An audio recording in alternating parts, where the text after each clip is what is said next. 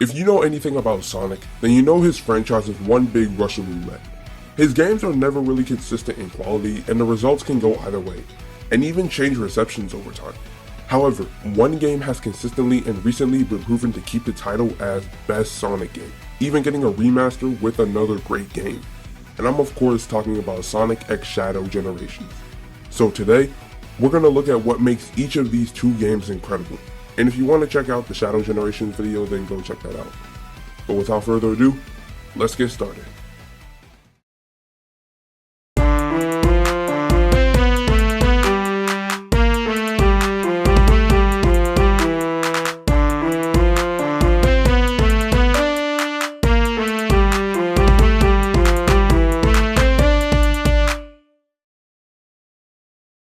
Now, I'll mainly be going over the original's build-up, as there wasn't really much to talk about for the remaster.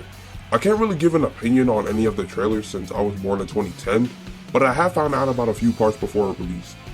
Before Generations, Sega posted a poll asking fans what their favorite stages were, so that they could be used in the final game.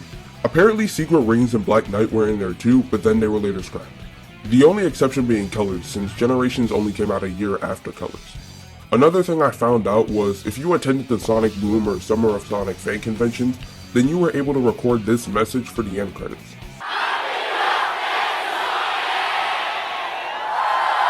I think it's a cool way to let people who were a part of those events know, oh cool, I'm part of Sonic's history. But even though people were hyped for Generations, it's hard to look over its past. For a solid 5 to 6 years, the franchise was at its lowest point with games like Shadow the Hedgehog, Secret Rings, 06, Black Knight, etc. This deserves its own video, but they all shared a problem with poor execution of new ideas, which ultimately resulted in Sonic's demise. Combine some horrible IGN reviews and you get Sonic at his absolute lowest. It wasn't until Colors that people actually could enjoy a Sonic game, as it was actually well received on launch. It fixed all the issues the previous games had and just stuck to a simpler format. Because of its success, the devs took notice and kept all the good in mind while making the next mainline game, thus granting us with Sonic Generations.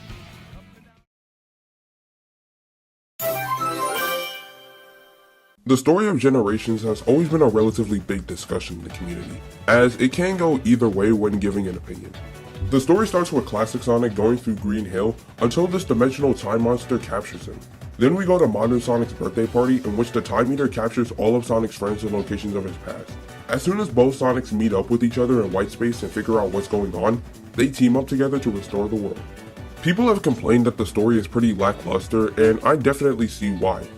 There's not that many deep cutscenes, it sort of just throws you into the situation, and in all honesty, I do wish we got more conversations between characters, outside of these cutscenes.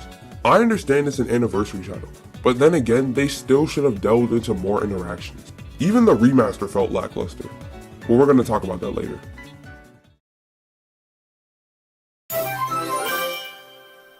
Okay, here's where we get to the exciting part. The game is split into 2D platforming for classic Sonic and 3D boosting for modern Sonic. For an anniversary title, I feel like the mixture makes sense and it works well as it brings in new and old fans together. Classic Sonic obviously has the 2D platforming to represent the Genesis style gameplay from the early 90s. His main gimmick is the spin dash from Sonic 2, and I find it funny how absurdly broken it is.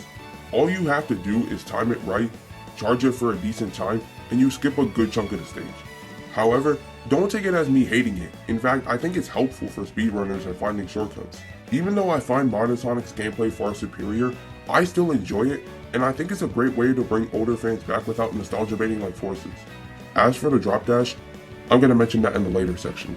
Modern Sonic's gameplay, however, is where I find myself coming back to more frequently.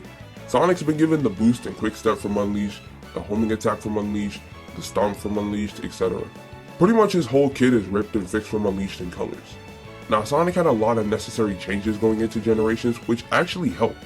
First off, the boost and homing attack were mapped on separate buttons after Unleashed, just to avoid confusion. Then the drift was given just the right amount of power and control, as Unleashed made it too loose and Colors made it too stiff. And on another note, the quick step was mapped to the shoulder buttons for more comfortability. Nothing too crazy, just a nice little change. Also, I'm so glad there's an option to choose between two different control schemes because that would have messed up my muscle memory. Then there's the extra stuff like the challenges, red star rings, and the skills. The challenges are there so that you can get keys to the era bosses, and they provide a good sense of challenge and variety. You can either race against a clone, learn different techniques, use Sonic's friends and other creative ideas, etc.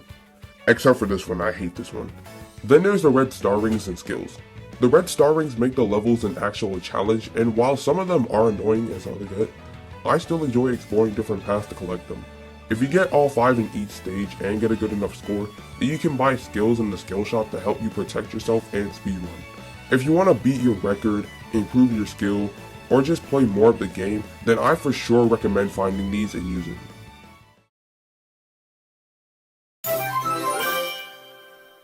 The boss fights are another big part of the game. Now, I normally don't like replaying bosses, but this game makes me want to for some reason. The game has 3 rival fights and 3 boss fights, and all 6 have a purpose to reward you with a Chaos Emerald. The only exception is the one cutscene after going through Planet Wisp. The rival fights have Metal Sonic from Sonic CD, Shadow to represent the fight from SA2, and Silver from Sonic 06. With the boss fights, you have the Death Egg from Sonic 2, Perfect Chaos from SA1, and the Egg Dragoon from Unleashed. Metal Sonic's fights perfectly represent Sonic CD. You have to dodge his charged attacks and also dodge any projectiles. When he's low on energy and vulnerable, that's when you go attack his head. It's pretty easy, so I don't really have much to say on it, but I will say I like how they acknowledge the US by giving us the American Stardust Speedway, even though I prefer the Japanese version.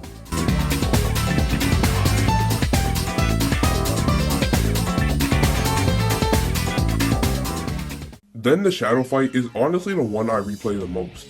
The fight takes direct inspiration from SA2's boss fight, and like I just said, this is probably the most engaging Sonic boss I've ever played.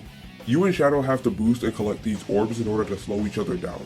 If you get them, then you boost into these rocks to help catch up to Shadow, but if Shadow gets them, then you have to dodge his Chaos Spears. I also love how it plays either Live and Learn or All Hail Shadow.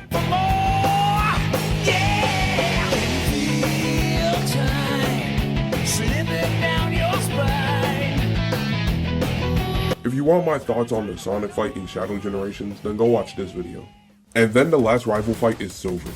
Okay, first off, I want to give Team Sonic props as bringing a character and making a boss to represent 06 takes massive balls. Pause. The fight has you dodging all of Silver's energy-based attacks, homing attack his floating objects to get closer, and also boost across cars to be able to deal damage.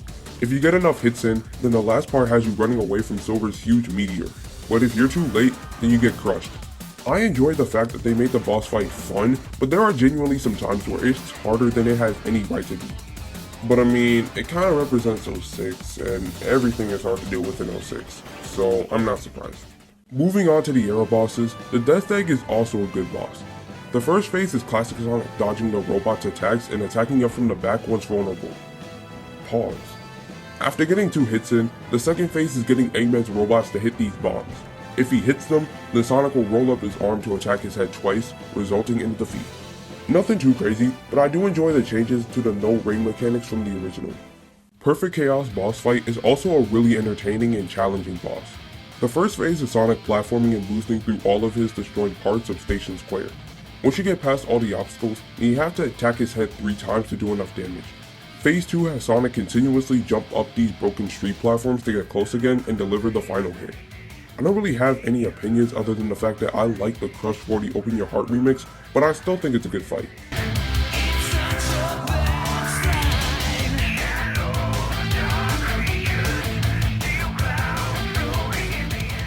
And the last boss fight is the Egg Dragoon. I was curious after playing Unleashed as to how they could use this fight without the Werehog, but they surprisingly did well. The fight is a Mach speed section that takes place during this long hallway, and the main objective, like previous fights, is getting close enough to hit Eggman. In the first act, you have to dodge ice balls, grind on rails, and wall jump in phase 1. In phase 2, all you really have to do is get close enough to hit Eggman's target. I will say, the one part I love about this fight is how it remixes E.G.G.M.A.N from SA2.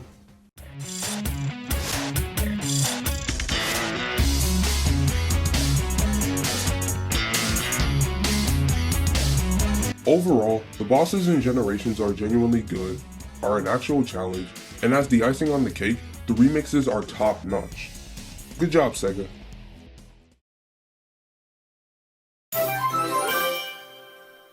The animation and music for Sonic Generations surprisingly hold up well. The graphics for a 2010 game surprisingly stand up well to this day. A lot of the time, whenever I go through these levels, I just appreciate how incredible they look.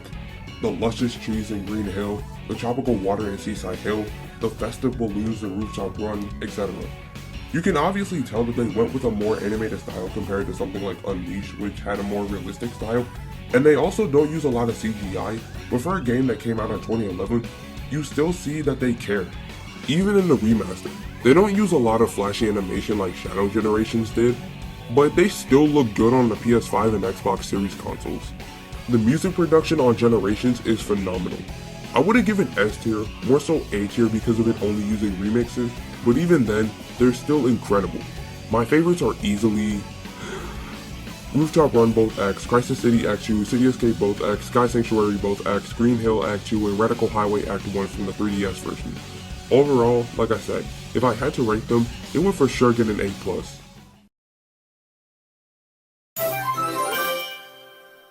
Now, when I say opinions, I'm mainly going to talk about what I don't like or have mixed opinions about. Let's first start with the drop dash. Now, my thoughts on this new mechanic are mixed. In recent games, they've given Sonic the drop dash just like in Mania, but it has its problems. With classic Sonic, I think it's helpful, but with modern Sonic, it feels pretty clunky. With the 2D sections, I understand, but even then, those sections mainly use the boost to help you go faster. So they should have only had you use it with classic Sonic. Then there's the final boss, which... The boss fight is easy as hell, and there's really no challenge to it.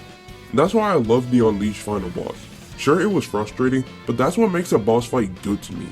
All you have to do is hit his core 3 times and then blast right through him. The only real challenge is maintaining a good ring count, but that shouldn't be the only challenge. Also, I forgot something. Careful, Sonic! Looks like a homing shot! Careful, Sonic! John will track you. Like a homing shot! Like a homing shot! Careful, Sonic! Now, the rewrite is interesting to me. For starters, some of the cutscenes make sense, but some of them just straight up don't. I'm mainly talking about the Knuckles cutscene, because that's easily the worst offender. The Knuckles and classic Sonic interaction is just weird. Like in the original it made sense, but in the rewrite it just doesn't. Thanks, Sonic. Now then, tell me, where is the rest of my island? Then there's the whole Amy situation. I think the main issue is that Sonic Team forgot that Generations came out like 10 years before Frontiers changed Amy. So I don't like the change of character development, because now apparently there is none. This part was just to explain what I don't like about the game, but when rating the game, it's easy to look over this stuff.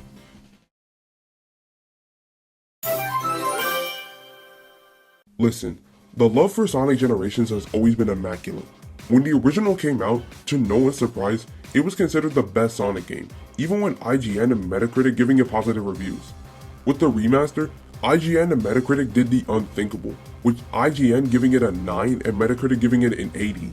But even outside of that, the original still gets mods to this day. This game has brought the modding community together effortlessly, with people making their own levels and modding in characters. Even in the remaster, you see tons of mods in the game already, which just shows how incredible this game truly is.